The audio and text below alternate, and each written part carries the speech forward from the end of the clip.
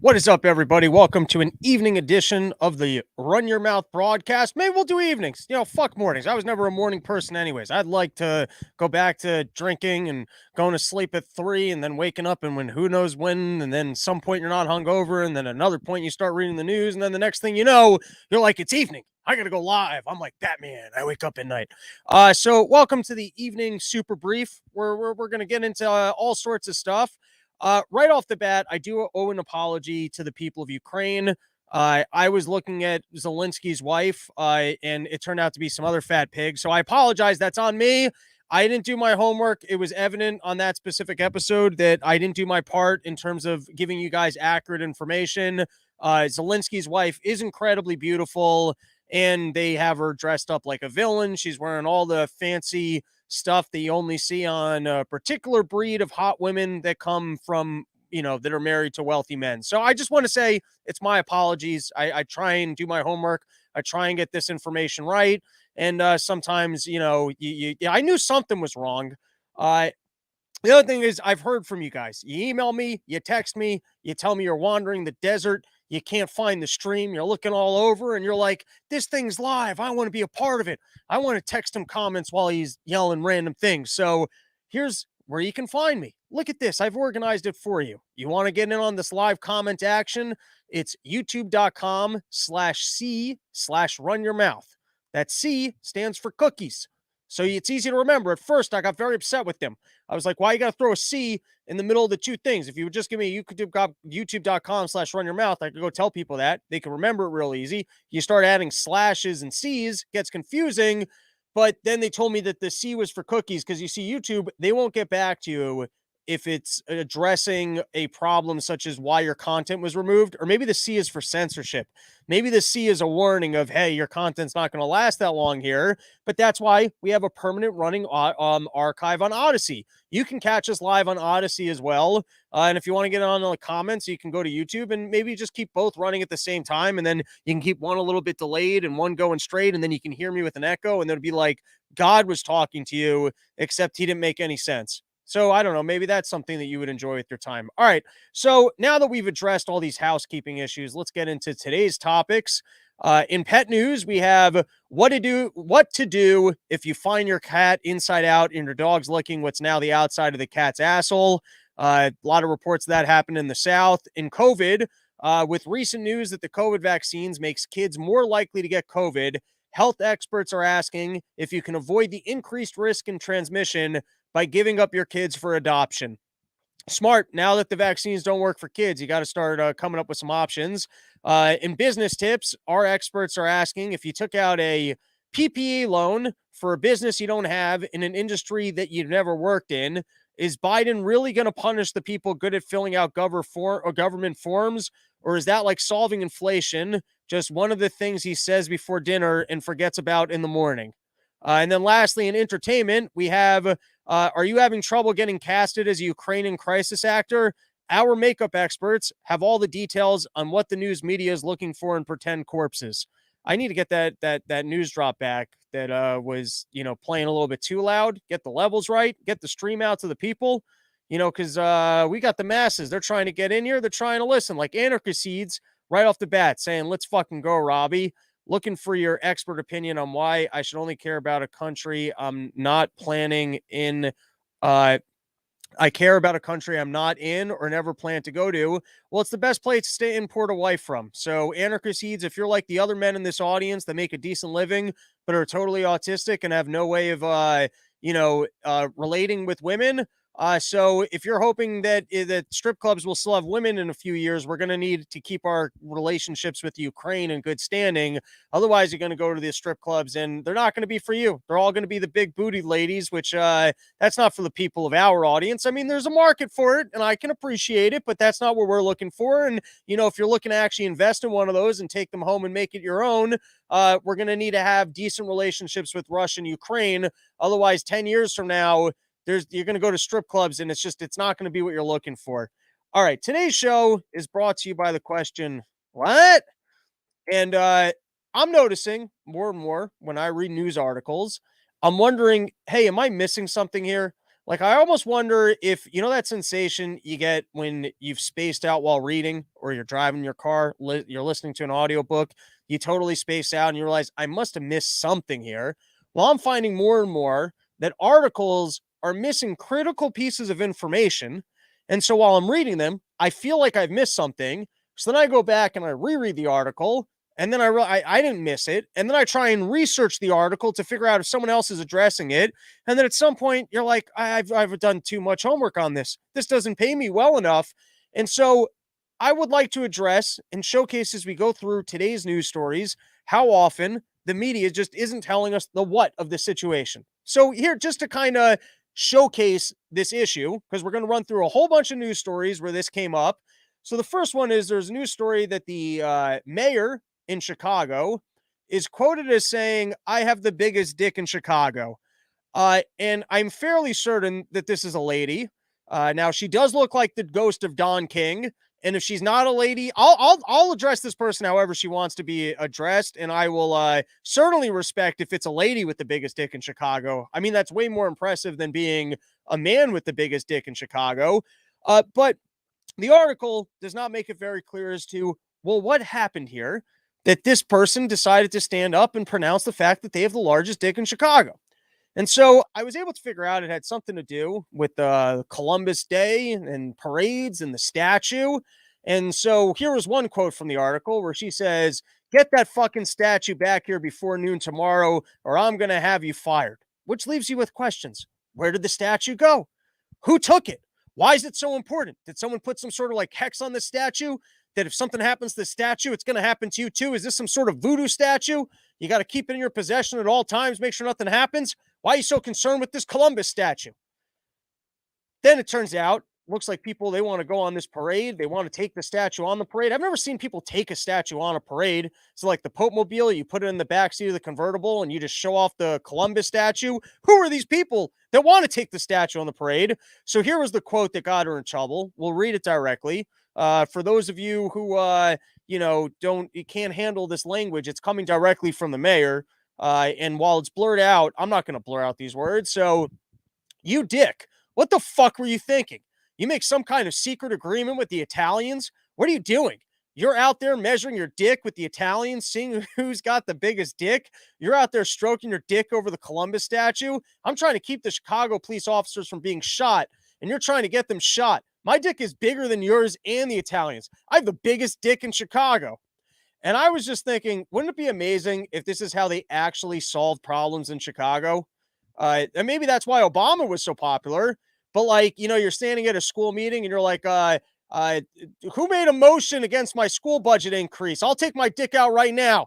If someone in this room thinks they got a bigger dick at me, that we're going to go with your school proposal over mine, I'll take out my dick. I promise you. Or perhaps maybe that's why there's so many school shootings, is that every time they go out to investigate, one of the cops is like, hey, I've got a good lead. I got a hunch. And they're like, no, his officer's like, no, we're not doing that. We're going to go out and follow my lead. And he's like, no, I got a good lead. I really think I could solve this thing. And he's like, you think you got a bigger dick than me? You think your dick's bigger than me, that we're going to go with your idea? Or maybe that's actually why they can't stop the shootings in Chicago, is that it's actually this guy with the giant dick who's doing all the shootings. And then every single time they arrest him, he just looks at he's like, you got a bigger dick than me? Well, then you're not taking me in. So, all right. Which brings us to Ukraine versus Russia. But this framework of what I'm trying to tell you is they're not doing a great job of just telling us what's actually happening. Now, here's what's going on in the Russia situation that's getting confusing. First is I saw this picture of this kid who apparently, I guess he was captured by the Ukrainians, and they fed him. And if you look at this picture, getting captured in war is not supposed to look like the finish of a marathon. It shouldn't look like you just came like, oh, nice. Was the fighting the war with us fun for you? Here, we got some teas and cookies, and we made some pies. And now this video, I don't know if this is an accurate video, but there is a video of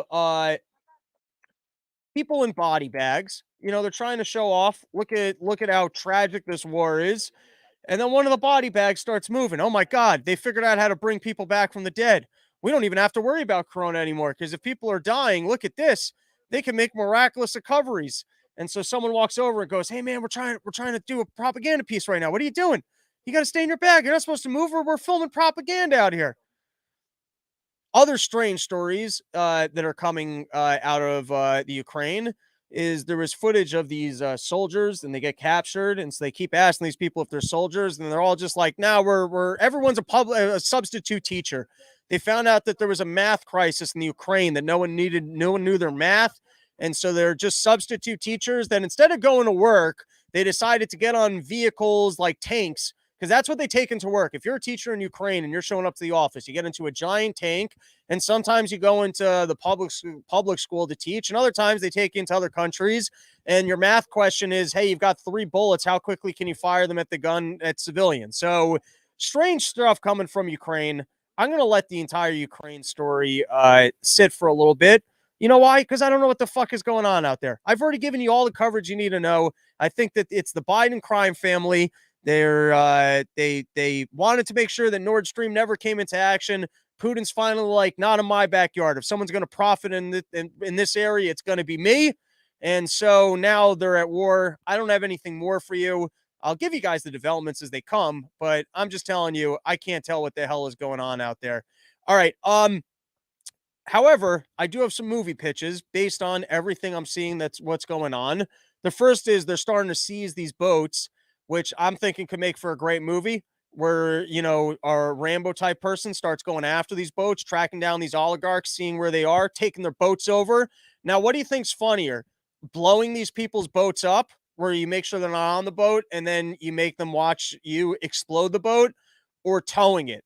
Like, because giant tow truck could be pretty funny, where you show up, you're out at the club, you're dancing it up, you try and get back to your boat, and then there's like some fat American guy. Like, straight up, it would be really funny if they got what looked like an American tow truck and they just put it on like the top of a towboat, and then the guy like and you're trying to be like, "I swear, I did not pay for my boat. Don't take my boat.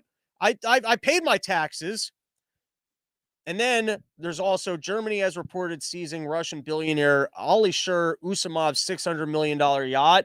And if I was Putin, I would find empty cruise ships and just start blowing them up. That's what I would do. I would sell my submarines out just and be like, "Listen, if you're going to seize our boats, we're going to just start exploding because there are rules to what you can and can't do to each other. I can't imagine that it's in a NATO treaty that you're not allowed to explode empty cruise ships. It seems like instead they're just going after the Ukrainian oligarchs and killing them. Here's another TV show idea. We recreate Seinfeld, where Kramer is a stranded Russian oligarch who had all of his money seized, and that's why he feels so comfortable just taking things from Jerry's apartment. I got to work on that one, but that was my other TV pitch. And then here was the other big story: is just trying to blame. They're trying to say that the reason why Putin hasn't successfully taken over Ukraine yet is that he's created his own traffic jam. When he got pissed off and said, "You know what, let's just send 40 miles worth of people in," apparently single file line armies, when you've got tires from China that will misfunction, you end up with your own traffic jam. I'm calling bullshit on that one. All right, election fraud. So there's all sorts of developments in the case of election fraud, whether or not there was election fraud, whether or not Donald Trump just claimed election fraud. I will say that if the entire story was just a completely made up and Donald Trump potentially engaged in illegal activities, or I think at some point you shouldn't be allowed to run again. Now, that's a little bit crazy to say, considering that they robbed him of his presidency in terms of claiming that he was a Russian asset for 2 years. And then they did the whole COVID shindig on him. And then what else did they do that was really crazy? Because I know that I'm missing one right now, but those were two pretty big ones. So yes. Oh, here was the other one I was thinking of, was the laptop thing.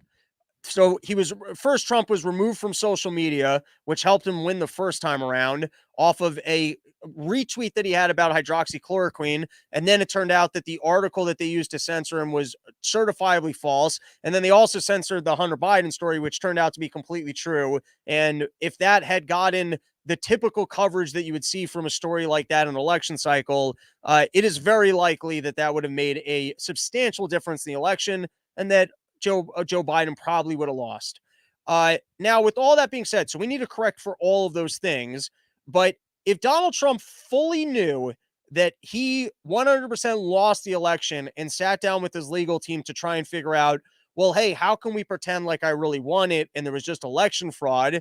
And he whipped the country into so much of a frenzy that people did walk into a building on January 6th. And now they have to go to jail for it.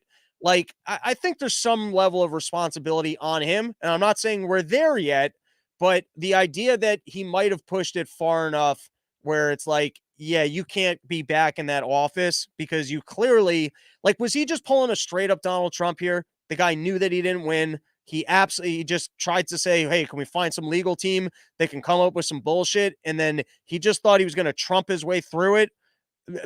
I do think that that warrants an investigation. I'm not saying any of the things that happened before that moment. We need to, like, everything that is fraudulent here should be cleaned up. The deep state that pulled off pretending like he was a Russian asset for 2 years, that should be unwound. And if there was election fraud, then we should figure out what the election fraud was, make sure that that can't happen again, and we should punish those individuals. But if Donald Trump straight up just had nothing and was just pretending like he had won that election,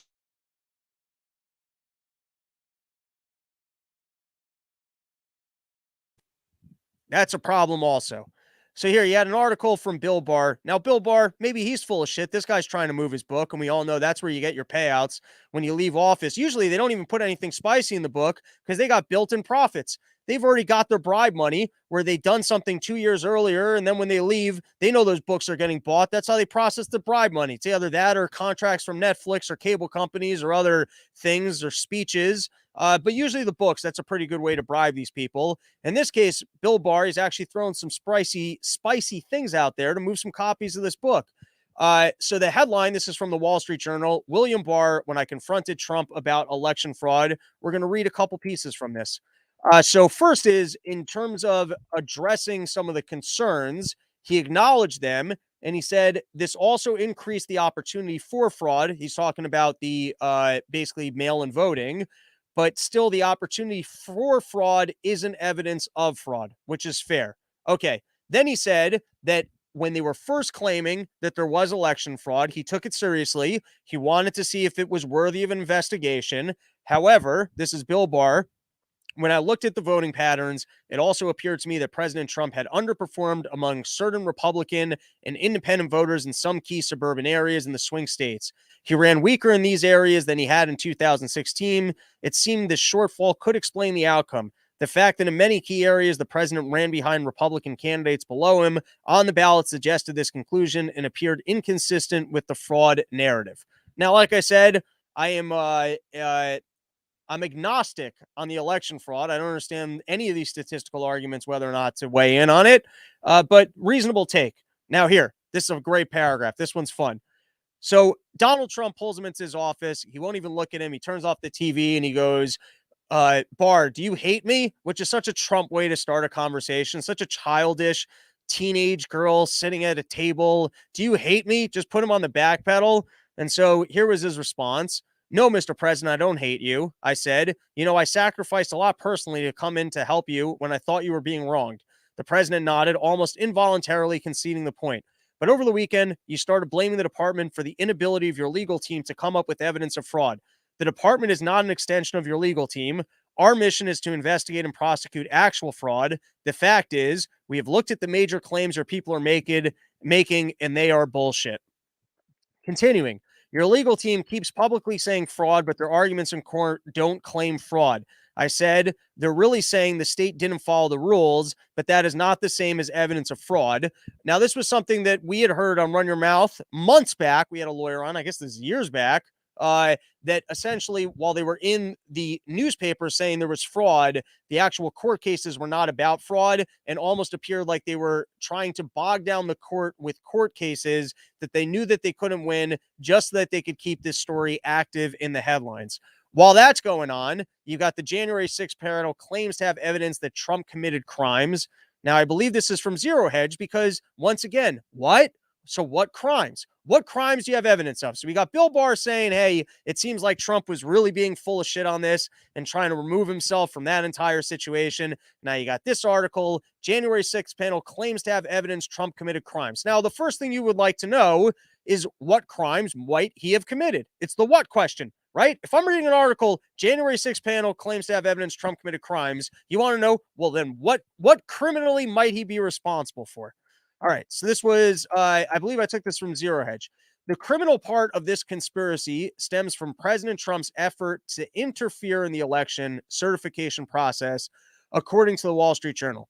The committee found its evidence in the testimony of attorney John Eastman, a professor at Chapman University who advocated for a fringe legal theory which claimed that VP Mike Pence could stop the election certification process.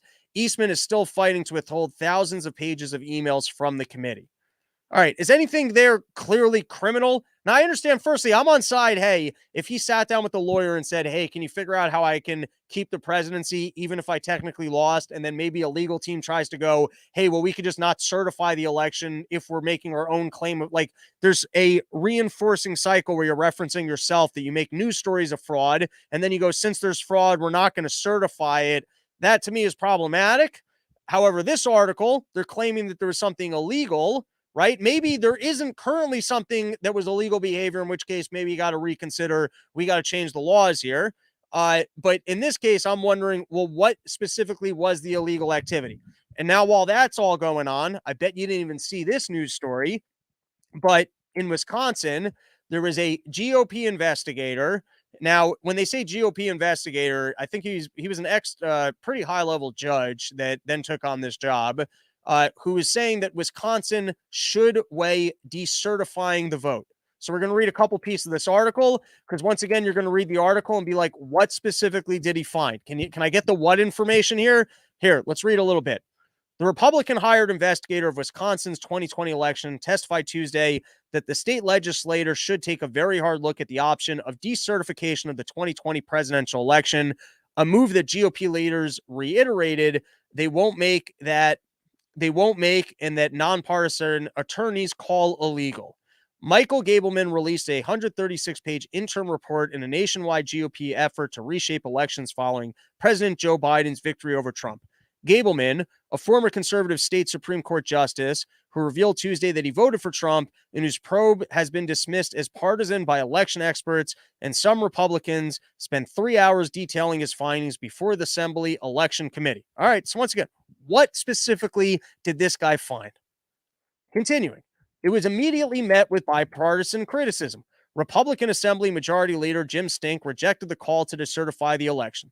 Still not legal under Wisconsin law, Stink tweeted. Beyond that, it would have no practical impact because there is no constitutional way to remove a sitting president other than through impeachment or incapacity. Fool's errand, focus on the future. I want to pause here.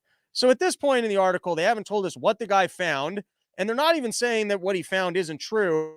They're just saying there's no to it because we can't, well, even if you can't unseat Biden, wouldn't we want to know if there was election fraud? Or wouldn't we want to know if there was something that we needed to change in the next election? Or wouldn't we want to know that the guy who's in office right now shouldn't even be there and actually did steal the election? I would think that that would erode the guy's political capital, where the Republicans might look to impeach him, where everyone might go, hey, we're not listening to this guy, or when he lectures us that he has the will of the people on his side. It would make a big difference if we found out the guy actually cheated. So I wouldn't think if like your first response here would go, I would think you would want to go, well, no, there was an election fraud and here's why there wasn't, more than you would go, hey, don't look at that. It's irrelevant. Even if you find it, it's irrelevant. Let's continue. Ann Jacobs, the Democratic chair of the bipartisan Wisconsin Elections Commission, tweeted that Gableman was promoting a crazy conspiracy theory and that decertifying the election was impossible, not legal. Once again, fine. Maybe that's but that's exactly what he's saying, is that maybe we need a review, that you should have a process to decertify, and that there are things that we need to look into. The commission issued a statement saying Gableman's report was based on mischaracterizations of state law and election administration.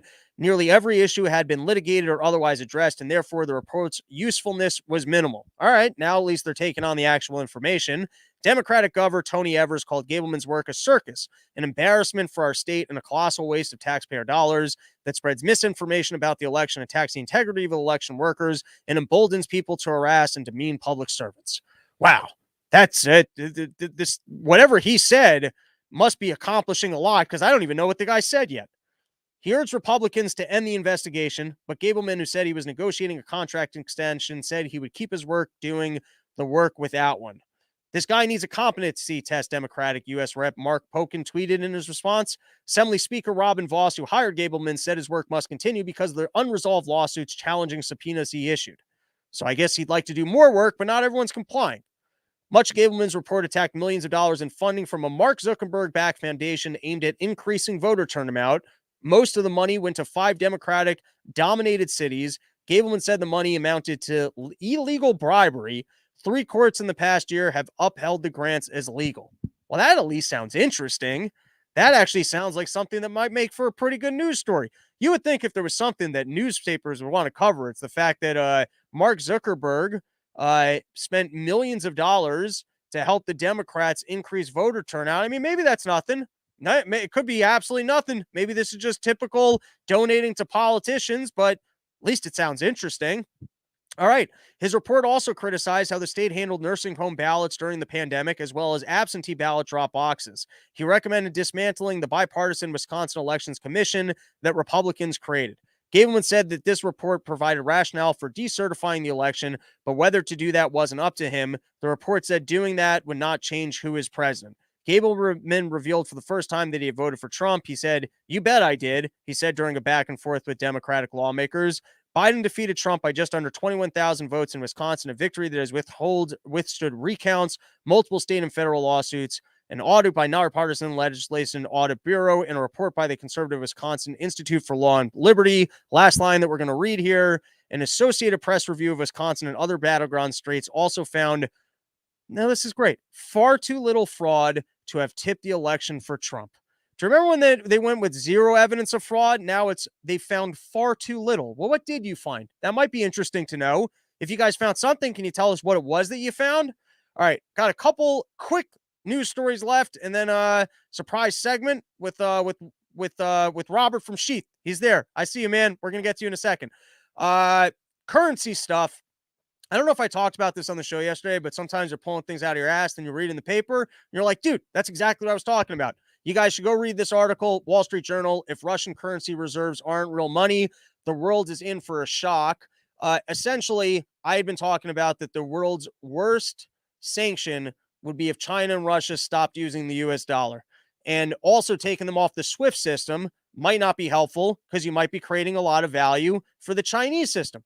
And then when I saw that, firstly, we've taken a bunch of money from Afghanistan that I think we're now returning, but at one point Biden had said that we were going to give it to the victims of September 11th. And then in this case, there was claims that at one point they were talking to Janet Yellen about, I guess, seizing some Russian money that had been left with us. You're going to end up creating an environment where companies don't want to stock dollars or don't even necessarily want to leave dollars in the American banking system because it might be seized. And if you do that, you're going to devalue the dollar, which will not be a win for us. In other words, I'm just saying these things don't come without potential costs and consequences. And a potential catastrophic consequence here is that you scare other countries into, I better not. I mean, I'm the Bitcoin guy. I'm over here. I'm holding some Bitcoin. Let's fucking crash out the dollar. Let's get everyone on Bitcoin because they realize it's the only true currency. But I'm just saying, in terms of American strategic interests, they might be playing with fire here. And that article does a good job of breaking it down. Last article that I'm going to highlight for you guys. This is from Week Magazine, and it was talking about how the first January 6th jury trial begins. And I would think that before you can prosecute this guy, if Donald Trump might be responsible for actual crimes in terms of pretending, wouldn't you have to go through that case first? And what about all the case to see to what extent the FBI was involved? So I would think that if the president was involved in what turns out to be a criminal conspiracy that led people to believe that an election had been stolen, wouldn't you have to settle that first before you can find these individuals responsible? And then I would also think that you would really have to have the full picture of to what extent the FBI was involved in that day and maybe provoke some of these activities or led to some form of entrapment before you could proceed with these court cases. And so dumbass of the day is every single article writer, every one of the writers, the articles I just read, just tell me what the fuck happened. If I see your headline, it's interesting in the first page, just give me the actual information. Tell me what happened. I shouldn't be reading your article, scratching my head going, wait, why do I have to do more research on what happened here? Like, and then, which brings me to a solution is we should protest these writers, whoever these writers are. And now I know you're wondering where, who, when, how, and that's exactly the information we need.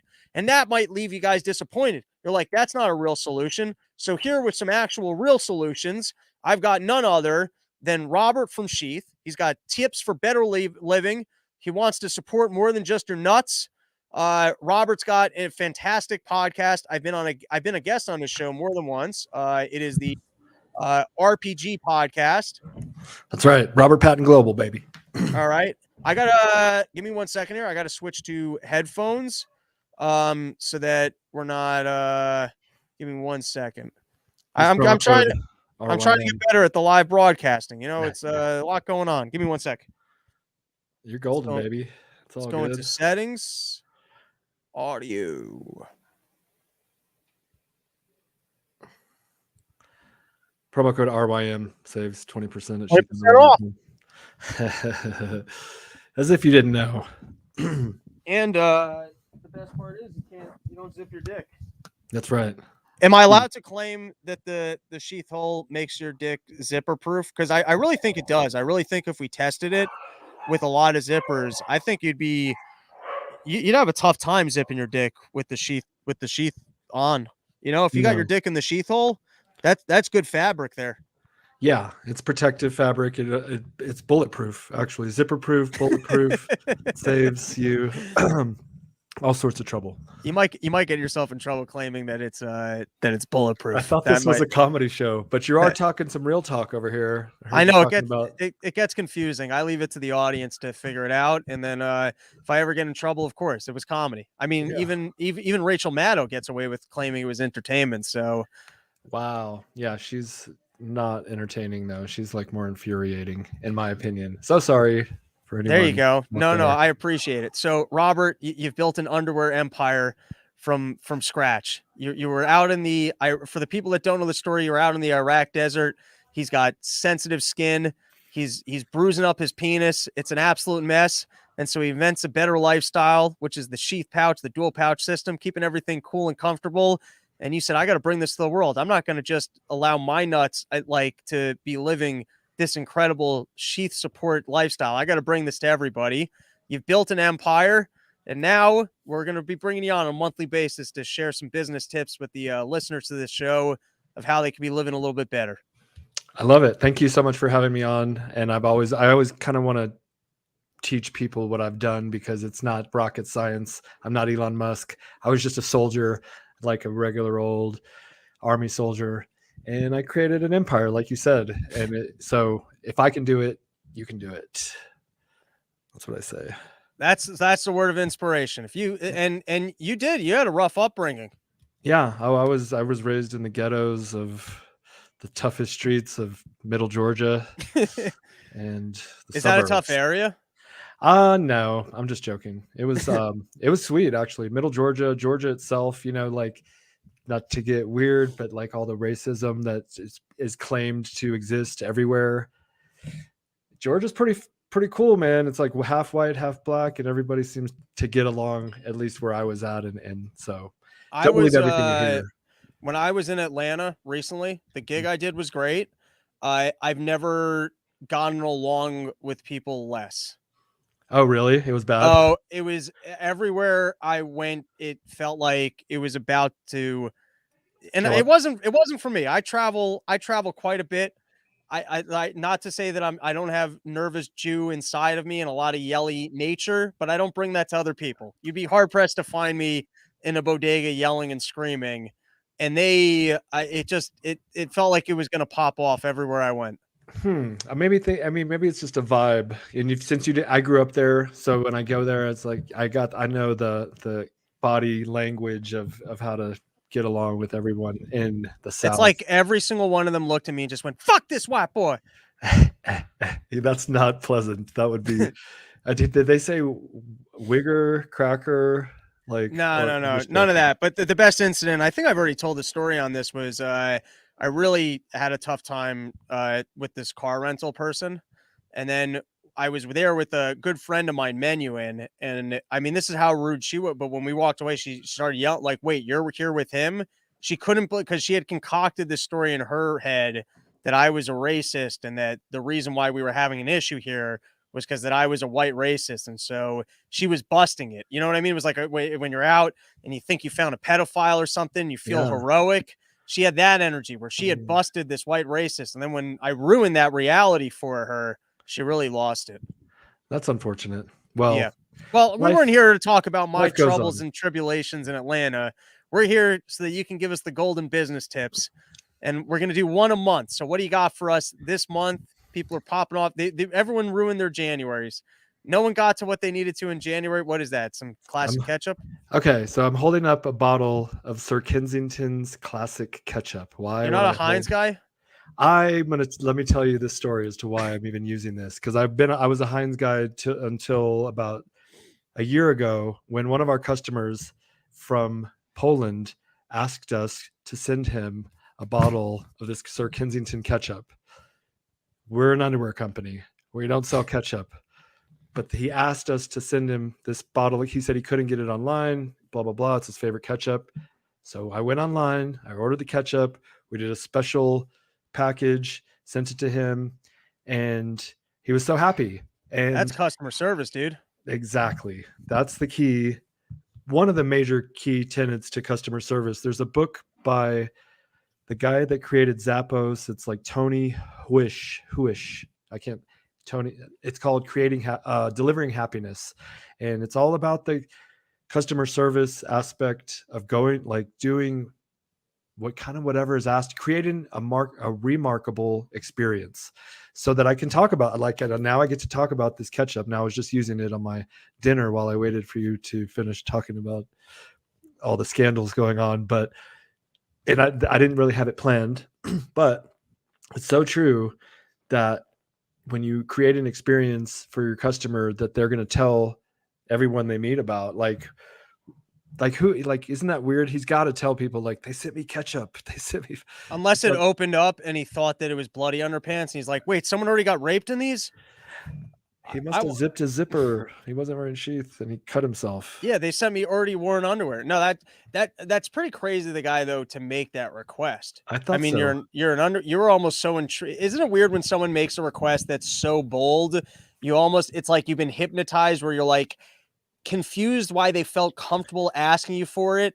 So you almost have to go do it, like, so that you can relieve your own confusion of, like, why was this, you feel like you're going to restore order to the universe because it's too weird that a guy asked you for it. It was so strange, and my whole team were kind of like dumbfounded, like, should we do it? Should we not do it? And then I remembered a story from Gary Vaynerchuk where he did something similar in the books that I've read, Delivering Happiness, the thank you economy, just give, and it ultimately comes back to you, especially if you have a good product. I know I'm getting to, like, jumping straight into, if you already have like a business, customer service is key.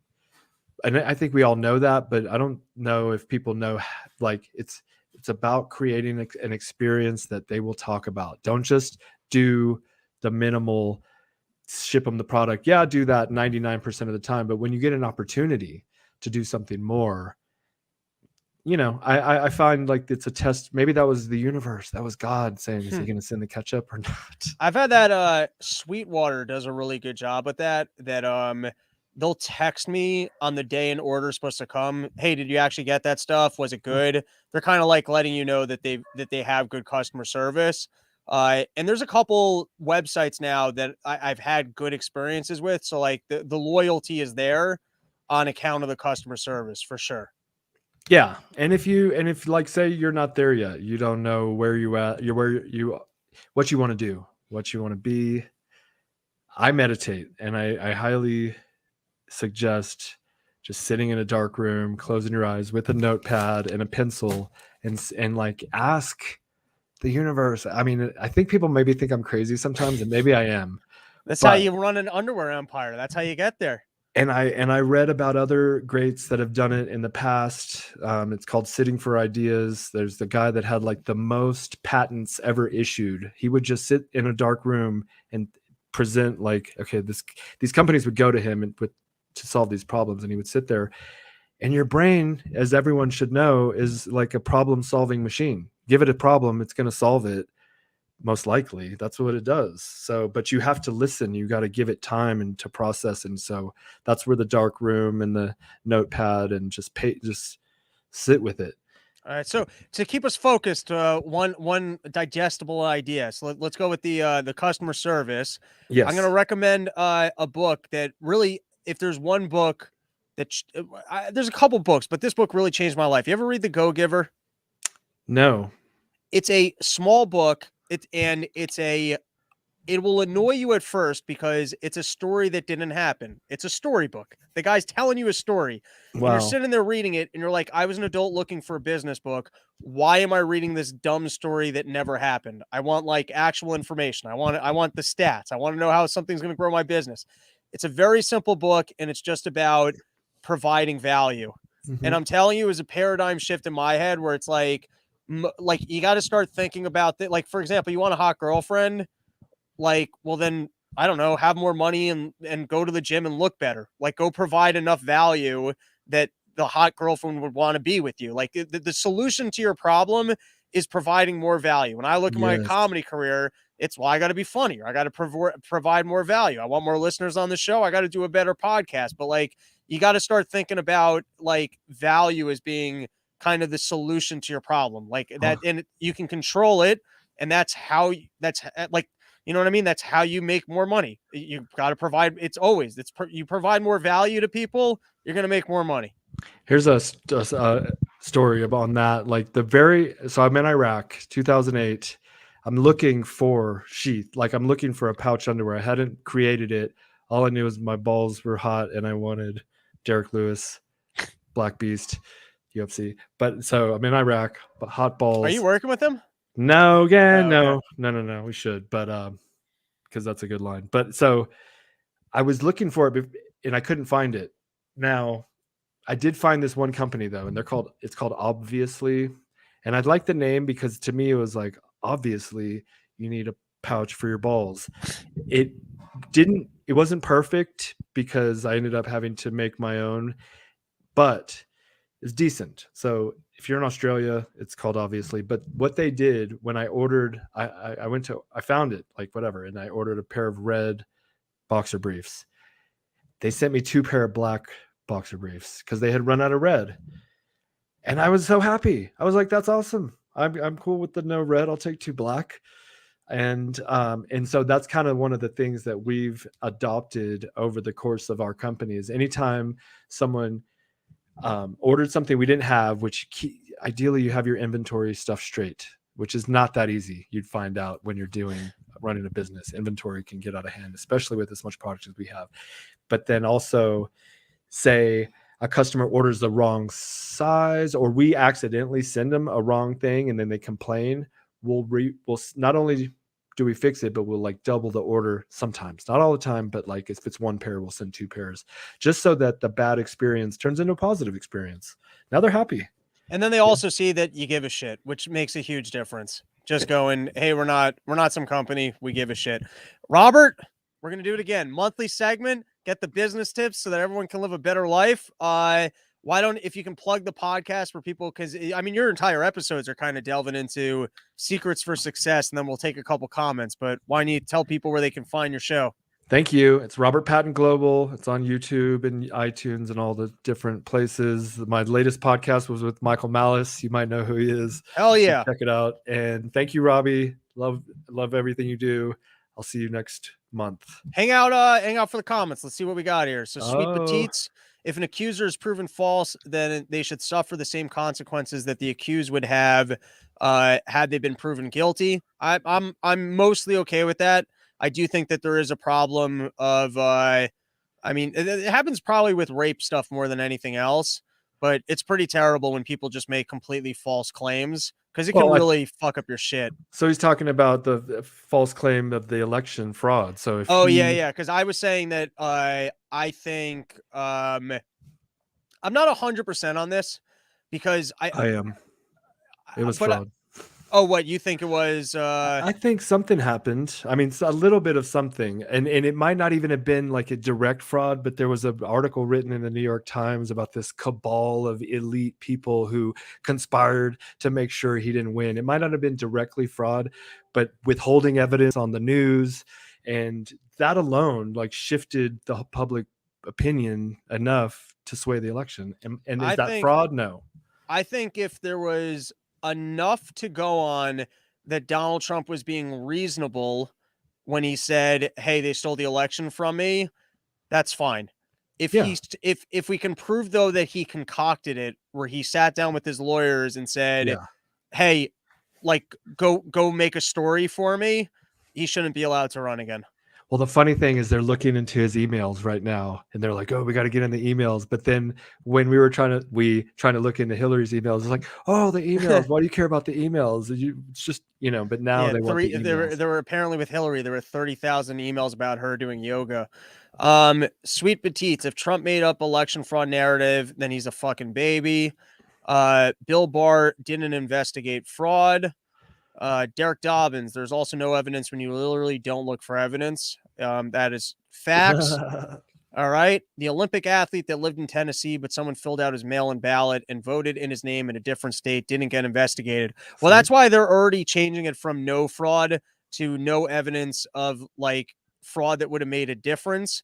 But I'm with Derek here that I watched countless hearings where people were talking about shady things that were going on at the voting centers and they just listened to it for 6 hours and they just certified it, and then the news went, well, it's been certified. It's like, yeah, but what about the 6 hours of testimony I just heard of shady ass shit?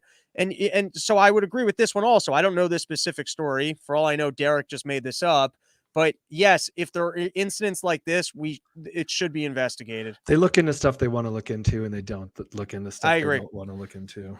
JK Win, nice. Finally get to catch your show live. Love the energy and the authenticity. I'll take it. 2 more comics. Mark Zuckerberg bribery. I'm going to hopefully do a little bit more research into what specifically, I don't know if you heard that part, but in Wisconsin, they just wrapped up it was a Republican led investigation with public funds into the election. And the two big pieces of he didn't quite even call it fraud, but what he said problematic behavior was one, what I would call ballot harvesting at old age homes. I don't know how impactful it was, but it does seem like Democrats were going into old age homes and kind of not forcibly, not taking anyone's hand and signing will type things, but doing what they could to get people that otherwise weren't going to be voting to vote. You're not going to vote for Trump, are you? Like probably like Yeah. shaming them. Here's your about, Something along those lines, Maybe. like, hey, like those jellos we send in here, right? You wouldn't want to go a week without your jellos.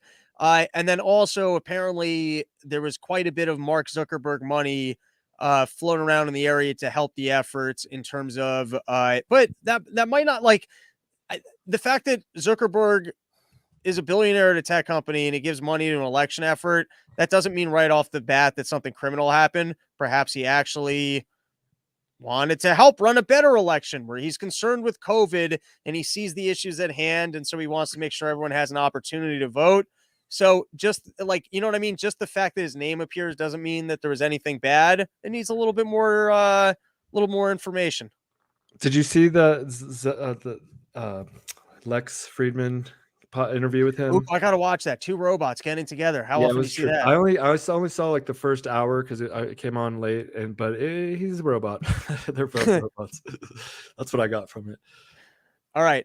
We got Forest Mommy saying good business tips. And then last comment for today, Sweet Petites, great show, guys. There you go. We end on a thumbs up. Robert, which sheath you got on? I got the blacks. The blacks. I think I'm wearing some bamboo. They're good. I have sensitive skin. Yeah, those are the bamboo V's. I gotta be honest. I like the blacks. Like the I love the colors. The colors they look sexy as hell. If I put on the Matrix shit, hot damn, I look good, dude. That's fucking lingerie for men. But that white inside, it's too white in there. Makes me nervous. I'm gonna stain it up. You know what I Yeah, mean? I got a dirty asshole. I like something with a little more color so that, it I can more hides. discreetly shit my pants. Yeah, Yeah, it's like camouflage for poop. exactly. I actually would like that. A deep brown a camo. Can we actually make that line?